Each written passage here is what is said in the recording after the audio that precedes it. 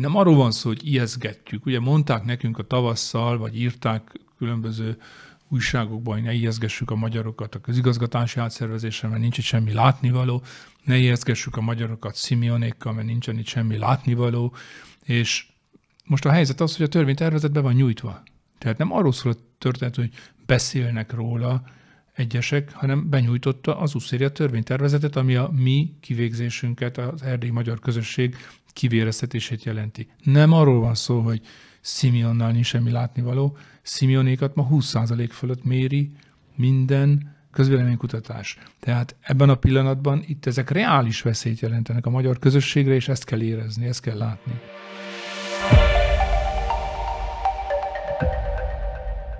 Üdvözlöm Önöket, és üdvözlöm mai meghívottunkat, Keleme Hunort, az RMDSZ elnökét, államfőjelöltet. Jó napot kívánok, elnök! Jó napot kívánok!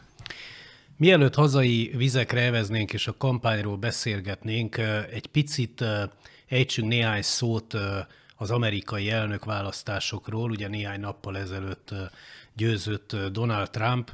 Azt nyilatkozta egy interjúban, hogy nem lepte önt meg ez a győzelem. Ugyanakkor talán az nem is volt olyan nagy meglepetés, hogy ő győzött, de hogy ilyen nagy arányban, tehát hogy mintegy 5 millió szavazattal többet kapott, mint az ellenfele, illetve a kongresszus és a szenátus is megvan most már a republikánusoknak. Ez azért egy, én szerintem meglepően nagy győzelem. Hogyan látja?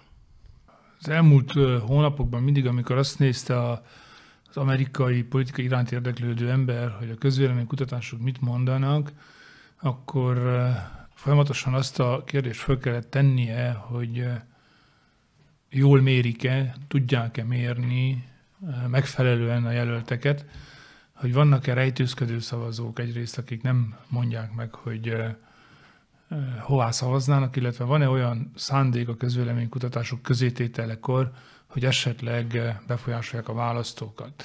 És akkor, amikor ennyire szorosan mérték a két jelöltet az utolsó hetekben, akkor számomra egyértelmű volt, hogy itt valami torzítás csak létezhet, csak van valamiféle torzítás. Másrészt meg a kampányt valamelyest figyelve nem napra készen, mert azért arra nem volt nekem időm fizikailag. Egyértelmű volt, hogy az amerikai választási kampány belpolitikáról szól. Gazdaságról szól, és illegális bevándorlásról szól. Egy nagyon polarizált társadalom az amerikai társadalom, nem is tudom, hogy volt-e ilyen, biztos, hogy volt, de nem az elmúlt néhány évtizedben. Tavaly, amikor novemberben ott voltam, régi republikánus és demokrata párti ismerőseimet, akikkel korábban együtt tudtunk, és ők vállalták, hogy együtt forduljanak például a külügyminisztériumhoz, az államosított ingatlanok ügyében, az egyházi elkobzott javak ügyében. Tavaly már nem lehetett őket meggyőzni. Mind a kettő támogatta azt, amit mi kértünk, de már együtt nem voltak hajlandóak aláírni például egy levelet az amerikai külügyhöz. Tehát az látszott, hogy olyan mértékben megosztott a társadalom, amire nem volt korábban példa. Egyrészt, másrészt pedig, ami történt azt, hogyha valamiféle ilyen marketing, szociológia, társadalmi magyarázattal próbáljuk leírni, egy egyetemi tanár, szociológus tanár barátom hívta föl nekem is a figyelmem erre, az a Budweiser effektus. A Budweiser effektus történt tulajdonképpen. Annak idején a Budweiser sör eldöntötte, hogy egy transznemű emberre reklámozza a sört, hogy legyen trendi, hogy a 21. századi liberális elvárásoknak megfelelően reklámozza a sört. És néhány hónap múlva azt látta, hogy az eladások visszaestek, drámaian, brutálisan visszaestek. És nézte, hogy miért estek vissza, és kutatta, és a sörfogyasztók elfordultak. Azt mondták, hogy nem, akkor iszunk más sört, és tulajdonképpen ebből arra a következtetésre kell jutnia mindenkinek, hogy egy identitáskampányt, hogyha rettenetesen eltolsz, és nagyon ideológikussá teszel, akkor annak van egy visszaható bumerang effektusa, és ez történt. A demokrata pártot azonosították az amerikai választók a nagyon brutális identitás politikával, és nem az ő valóságos problémáikról beszélt. Régen ezt úgy mondták, hogy a valóság mindig legyőzi az ideológiát. Amerikában az történt, hogy az amerikai társadalom valóságos problémái, amelyekről Trump beszélt, azok az amerikai polgárok számára fontosabbak voltak, mint az ideológia, mint a túlságosan eltolt identitáskampány. És ez jelenthet-e valamiféle fordulatot, hiszen azért például a genderpolitika az azért jelen van a nyugati világban, Európában és ugye Amerikában valóban hangsúlyosan, tehát hogy ez az elkövetkező 4 év, amit a Trump neve azért fémjelezni fog, megváltoztathatja ezt a trendet. A kérdés az, hogy mit értenek meg a politikusok, és különösen azok, akik veszítenek, de azok is, akik nyernek a választók üzenetéből. És ez mindig egy nagyon fontos kérdés Amerikában is, nálunk is, bárhol, hogy helyesen tudod-e értelmezni a választások másnapján az eredményt, és tudod-e a megfelelő korrekciókat bevinni, beiktatni a te politikai programodba. És ez az európai országok politikai elitje számára is egy nagy kérdés, mert az Európai Uniós választások után nekem úgy tűnt, hogy nem értették, nem értik, nem akarják érteni azt, hogy mit üzentek a választók. És ezért ismét és újra elkövetik azokat a hibákat, amelyek az elmúlt években oda vezettek, hogy azok az eredmények születtek, amelyek születtek.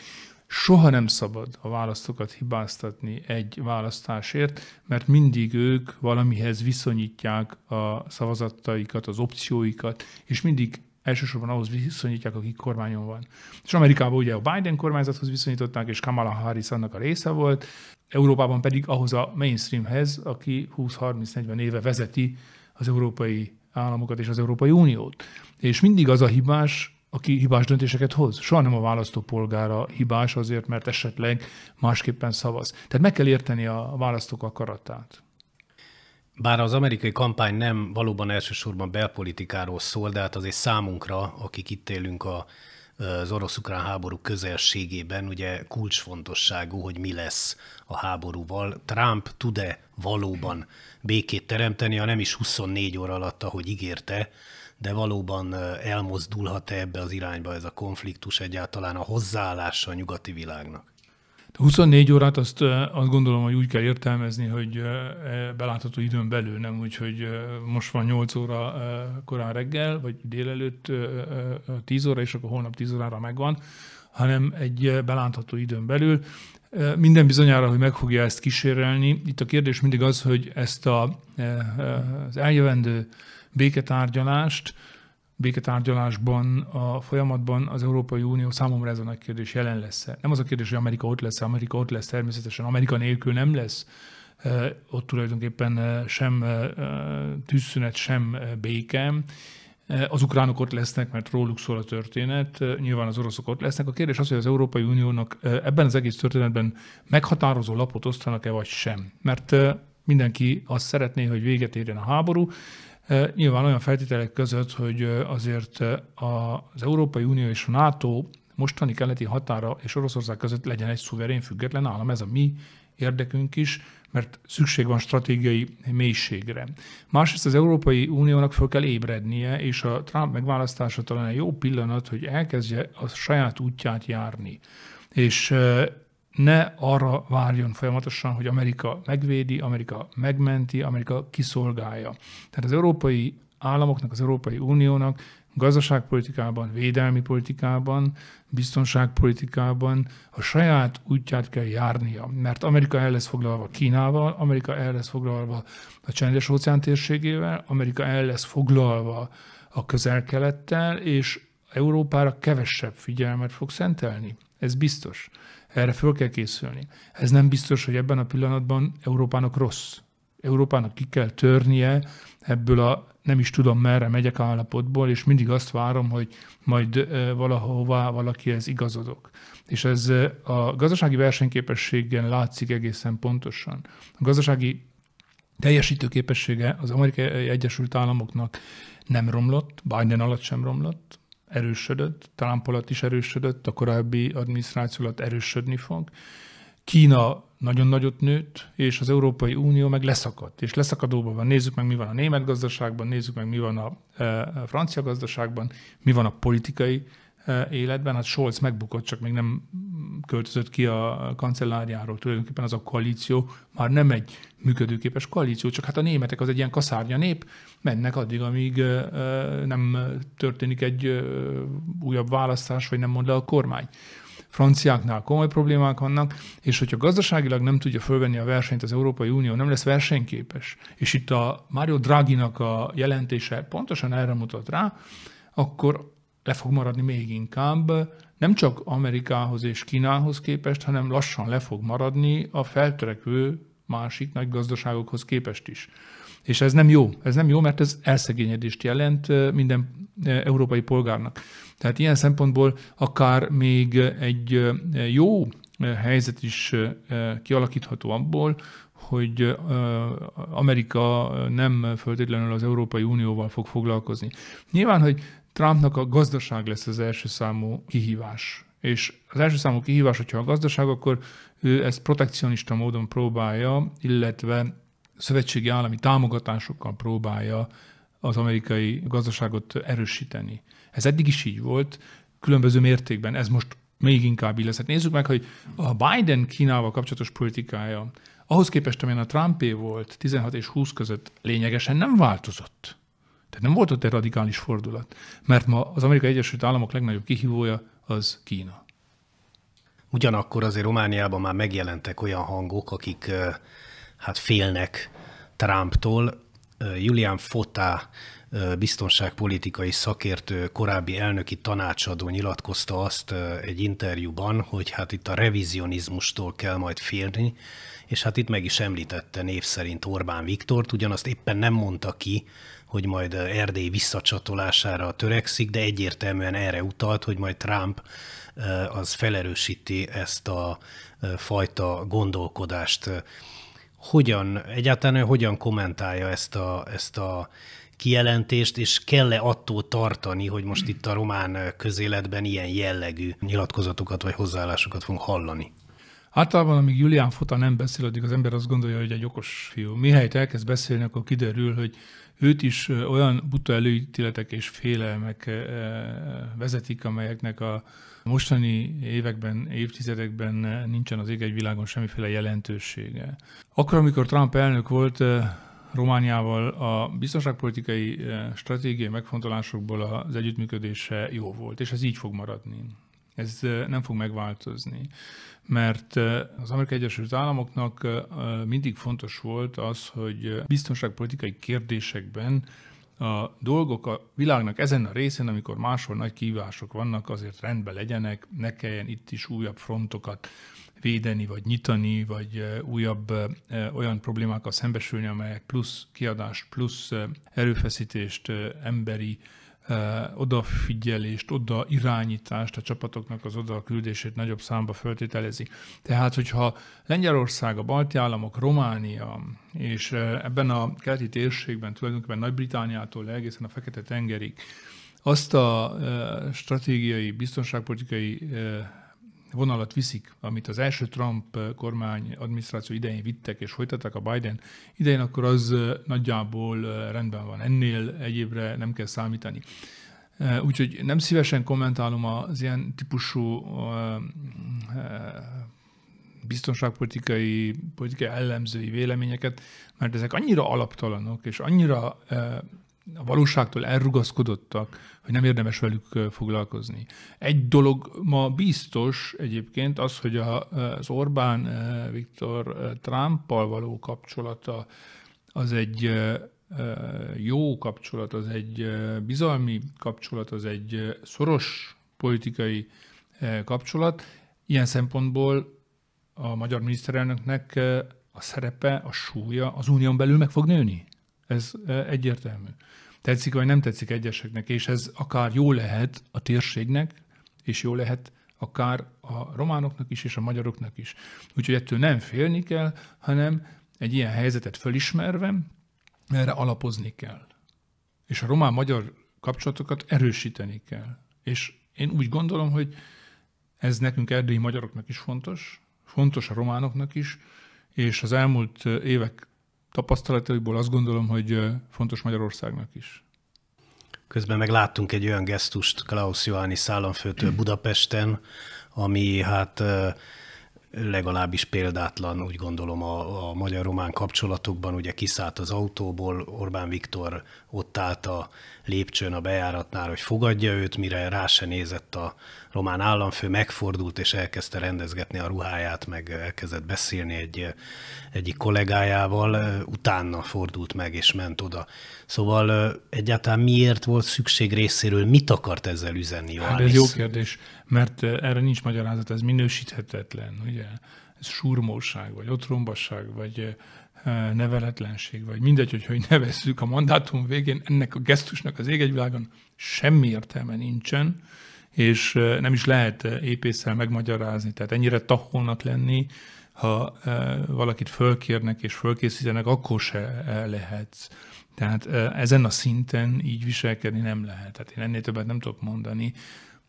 Most nem akarok visszatérni a 10 évvel ezelőtti állapotokhoz, amikor nekünk, RMDS-nek, nekem személyesen, a kollégáimnak volt egy nagyon határozott véleményünk arról, hogy kicsoda Klaus Iohannis, nem hitte el az erdélyi magyar közösség jelentős része nekünk.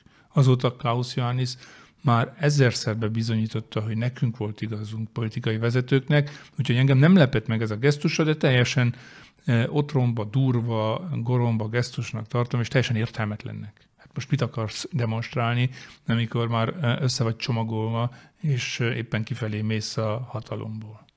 Ráadásul ugye Magyarország az egyik legnagyobb támogatója Románia Schengen csatlakozásának. És talán Klaus Iohannis a legkisebb támogatója a Románia Schengeni csatlakozásának, mert 10 év alatt lett volna lehetősége legalább egyszer vagy kétszer a sarkára állni. Ezt nem tette meg. Mikor várható ez a csatlakozás már, mint teljes körű csatlakozás? Ugye most megint említenek egy dátumot, legalábbis nem dátumot, de egy tavaszi időszakot, amikor ez megvalósulhat. Állítólag sajtóhírek szerint november végén lesz egy egyeztetés magyar, osztrák, román, bolgár szinten, és ott talán egy előrelépés születhet, majd december végén az Európai Uniós szinten is. Hogyan látja ezt?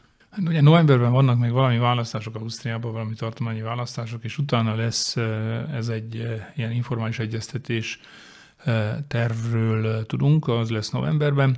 Decemberben lesz december 12-én, ha jól tudom, az igazsági és belügyi bizottságnak az ülése, vagy tanácsnak az ülése, és oda kellene ennek bekerülnie, de az is megtörténhet, hogy nem kell odáig elmenni, mert hogyha van teljes egyetértés, akkor nem kell miniszteri szintre vinni, akkor a Coreperbe, ez a nagyköveteknek a tanácsa, a misszióvezetőknek a tanácsa, az Európai Unió tagállamainak a misszióvezetői eldönthetik, hogyha van egyetértés, akkor nem kell fölvinni a zsájba. Én azt gondolom, hogy az év végéig döntés születik, és a perspektíva az a jövő év tavassza, úgy, ahogy volt a légi meg a vízi kikötői határ átkelő helyeknél is, és én azt gondolom, hogy ennek az esélyei ma nagyon jók, mert Orbán Viktor, a magyar kormány ezt támogatja, ez nekünk érdekünk, a románoknak érdeke,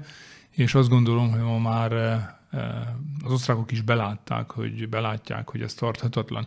Tehát azt gondolom én, hogy ma inkább fogadhatunk arra, ha valaki akar fogadni, hogy a jövő év tavaszáig megtörténik az effektív csatlakozás a szárazföldi határokon is. Térjünk rá akkor a kampányra. Hát minden van a kampányban, ugye trollfarmoktól kezdve mindenféle vádaskodásokig. Például miközben a Nemzeti Liberális Párt az AU-ral szövetkezik Fehér megyében, tartja magát az a liberális vád, miszerint gyakorlatilag a PSD és Csolákó az egy együttműködést folytat az AU-ral és George Simeonnal, és ahogyan Nikolai Csuka mondta, vagy egy Facebook bejegyzésében írta, tulajdonképpen a PSD arra törekszik, hogy az AU-ral együtt egy Orbán Viktor mintára történő illiberális rendszert hozzon létre. Szóval mi folyik itt? Nézze, ezelőtt 4 esztendővel a parlamenti választásokkor a szociáldemokratákat Iohannis maga támadta. Ugye ez a Jó napot PSD című történet ismert mindenki számára magyar nyelven, amikor köszöntötte Csolákot, és akkor azon vádolta, hogy éppen mi adjuk el Erdélyt Orbánnak a parlament titkos szobáiba, és így harcolt a PSD ellen, aztán meg ugye utána jól kormányozott együtt a PSD-vel. Amit Nikolaj Csuka mond, az én szerintem hülyesség. Tehát nem kell nagyon okosnak lenned, nem kell nagyon tapasztalatnak lenned, hogy tudd, és ő valószínűleg ezt tudja, csak butaságokat beszél, hogy a szociáldemokraták ilyesmit nem kockáztatnak. Nem kockáztatnak semmiféle szövetséget az AUR-ral. Tehát ez marhaság, ez blödség. Másrészt meg azt gondolom, hogy Nikolaj Csuka azt az utat folytatja, amelyen Klaus János 10 éve megy. Tehát ő itt Krin Antonescu-nak volt igaza, amikor azt mondta, hogy ha Csuka nyer, az azt jelenti, hogy Klaus János a harmadik mandátumát viszi. Tehát én azt gondolom, hogy aki azt akarja, hogy Klaus Jánosnak még legyen egy rejtett mandátuma, az elhiszi azt, amit Csuka mond. Tehát ezek hülyeségek. Ezek az emberek nem beszélnek a társadalom reális problémáiról. Egyik sem. Hát tegnap Nikolaj Csukának volt egy bejegyzése, azelőtt meg Csalákonak volt egy mondata. A tegnapi bejegyzésében a protokoll villa kapcsán a végén mondta, hogy hát most már beszéljünk a reális problémákról, akkor felsorolja, hogy beszéljünk a kis és középes vállalkozásokról, beszéljünk a demográfiáról, beszéljünk az állam és a polgár viszonyáról. Amikor nekem felolvasták az autóban a kollégák, tegnap utaztunk, akkor javasolták, hogy írjunk egy üzenetet neki, hogy szívesen.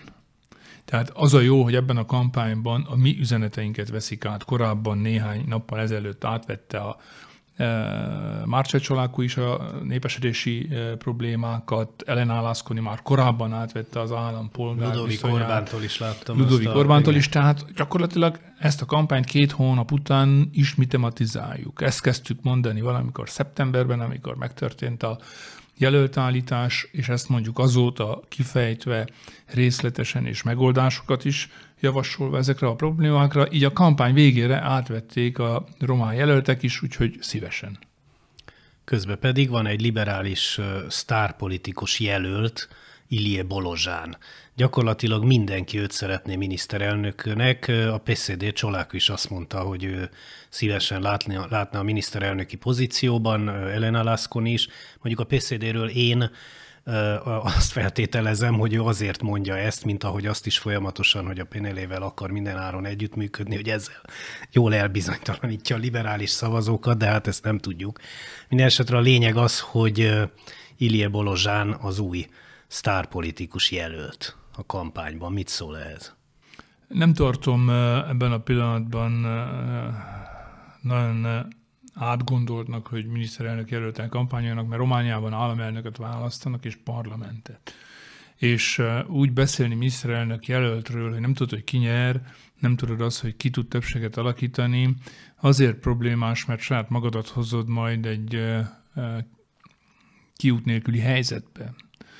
Hogyha ott leszel, koalícióra van szükséged, és valaki azt mondja, hogy nem, akkor meg mit fogsz csinálni? Tehát ezek butaságok, ezek taktikai tévedések. Egyrészt, másrészt én nem tartom Bolozsánt egy megfelelő embernek arra, hogy kormányt vezessen. Ő alkalmas arra, hogy egy önkormányzatot vezessen, egy helyi vagy egy megyei önkormányzatot, de arra alkalmatlan szerintem, hogy egy kormányt vezessen. Egy koalíciós kormányt vezessen. Az, hogy egy teljesen liberális kormányt vezessen, az talán lehetséges, de az, hogy egy koalíciós kormányt vezessen, én azt nem tartom lehetségesnek, mert ő egy hihetetlenül merev ember. És a saját elképzelésein kívül semmit nem fogad el. Vagy úgy van, ahogy ő mondja, vagy ha nem azt csinálod, akkor utána bosszút áll rajtad, és félrenyom. Ezt mi tapasztaljuk Nagyváradon és Biharba 2016 óta, amikor nem tudtunk megegyezni, hogy a megyei tanács elnökét odaadjuk nekik, és akármilyen kompromisszumos javaslatot tettünk 2016-ban, mindegyiket visszautasította. Az én utolsó javaslatom az volt neki, hogy osszuk 2-be a mandátumot, akkor még a tanács elnököt az önkormányzati testület választotta utoljára 16-ban. És azt mondtam, hogy osszuk 2-be, mert nem nyerted meg a választást. Ő mind mondta, hogy megnyerte a választást. Mondom, akkor lenne többséged, nem nyerted meg. Osszuk 2-be. Az első 2 évet visszük mi, azt te 2 alelnököt, utána viszed te, adunk mi egy alelnököt. Nem fogadta el. És így nem tudtunk megegyezni. Mert nála az van, amit ő mond, és annyi. Kész. Tehát én szerintem ő egy koalíciós kormány vezetésére alkalmatlan. Míg Ilije Bolozsán nevéről csak találgatunk, hogy ő lesz a miniszterelnök, meg a koalíciókról is, addig van egy konkrétum a parlament előtt, az a közigazgatási reformnak nevezett átszervezés tulajdonképpen, ugye az Usszéri nyújtotta be, ami hát ismét előhozza azt a kérdést, ami időről időre a román politika napirendjére kerül, a megyék átrajzolását, a megye határok átrajzolását. Hol tart most ez a dolog a parlamentben? A parlament erről szerintem csak a választások után fog dönteni, nem tud korábban dönteni, mert meg kell járni a bizottságokat, a bizottságokba be kell vinni, jelentést kell készíteni, és így néhány héttel a választások előtt tulajdonképpen a parlament már egy ilyen súlyos, nagy súlyos következményekkel járó tervezetet nem fog napirendre tűzni. Ez egy rossz törvénytervezet. Ez egy ostoba törvénytervezet. Fölszámolja a 41 megyét, és helyére a fejlesztési régiókból hoz létre 8 nagy megyét. Ez nem decentralizáció, nem szubszidiaritás, hanem centralizáció. A közösségektől messze viszi a döntést, a közösségeket nem kérdezi meg, holott nem lehet úgy összevonni közigazgatási egységeket, hogy ne szervezzél referendumot. Az Usszéri úgy képzeli el, hogy a nép véleménye nem számít, hogy mit akarnak. Az emberek ő föntről megmondja, hogy már pedig ez lesz, ezt eszitek. Ez elfogadhatatlan. Az etnikai arányokat megváltoztatja. Székelyföldön megváltoztatja, itt a térségben Kolozsvártól fölfele végig, a megyei önkormányzatokból teljesen kiszorítja a magyarokat, tehát politikai kiszolgáltatottság állapotába kerülnénk, ami azt jelenti, hogy az intézményeket is felszámolnánk, az anyanyelvhasználatot is felszámolnák. Tehát a magyar közösségre ez egy olyan nagy veszély, amit még föl sem tudunk fogni épésszel, és ezért ezt nem szabad támogatni semmilyen formában, ezt csak még módosítani sem lehet, ezt nem lehet javítani, ezt el kell utasítani. Băsescu 2011-ben ezzel próbálkozott, és akkor el tudtuk ezt utasítani, nem hozták be a parlamentbe, a koalícióban akart egyszer megbeszélni, az akkori koalícióban nem volt többségük nélkülünk, mi meg azt mondtuk, hogy nem. Erre a közigazgatási átszervezésre nemet mondtunk. Emil Bock ezelőtt néhány hónappal elmondta azt, hogy mi akadályoztuk meg, és ebben neki igaza van, mert ő volt a miniszterelnök, ott ült az asztalnál, amikor azt mondtam, hogy nem fogadjuk ezt el. Nem fogadhatjuk ezt el, és nem fogadtuk el. Ezt is le kell seperni, de mivel a következő parlament asztalán lesz, a kérdés az, hogy mi ott leszünk-e. Tehát ott kell lenni ahhoz, hogy a rossz döntéseket megakadályozzuk, és nyilván a jó döntések meghozatalának a részeseivé kell, hogy váljunk, és ezért is azt gondolom, hogy ma ez egy nagy kihívás, egy óriási kihívás az erdélyi magyar közösség számára. Itt nem arról van szó, hogy ijesztgetjük. Ugye mondták nekünk a tavasszal, vagy írták különböző újságokban, hogy ne ijesztgessük a magyarokat a közigazgatási átszervezésre, mert nincs itt semmi látnivaló, ne ijesztgessük a magyarokat Simeonékkal, mert nincsen itt semmi látnivaló, és most a helyzet az, hogy a törvénytervezet be van nyújtva. Tehát nem arról szól a történet, hogy beszélnek róla egyesek, hanem benyújtotta az Usszéri törvénytervezetet, ami a mi kivégzésünket, az erdélyi magyar közösség kivéreztetését jelenti. Nem arról van szó, hogy Simeonnal nincs semmi látnivaló. Simeonékat ma 20% fölött méri minden közvéleménykutatás. Tehát ebben a pillanatban itt ezek reális veszélyt jelentenek a magyar közösségre, és ezt kell érezni, ezt kell látni. Egyébként az AUR is támogatja az átszervezést, ha nem is nyilatkozott erről az Usszéri tervezetről, de korábban nyilatkozott, sőt, már arról is fantáziált, hogy hogyan rajzolják át a Székelyföldet. Jó, hát nekik ez egy régi fájdalmuk, vagy régi ötletük, hogy át kell rajzolni mindent úgy, minden egyes olyan önkormányzatot a Székelyföldön, ahol többségben vagyunk, úgy kell alakítani, hogy ne legyünk többségben. Már volt elképzelés, hogy a csíki régió Csíkszéket Bákóhoz kapcsolják, Gyergyót Neamszhoz kapcsolják, Udvarhelyszéket Brassóhoz kapcsolják, tehát ilyen elképzelések voltak, ilyen agyament elképzelések voltak és vannak, ezek nem kerültek be a parlamentbe, azért kell ezeket is komolyan venni, mert hogyha hatalomra kerül valaki, vagy a hatalomnak részesévé válik valaki, azok közül, aki ilyen terveket sző, rögtön benyújtja a parlamentbe. És nem szabad erre az uszérés javaslatra úgy tekinteni, hogy ez egy kampányfogás. Mert amikor bekerül a parlamentbe, iktatva van, az már nem kampányfogás. Azzal a parlamentnek foglalkoznia kell, tetszik vagy nem tetszik.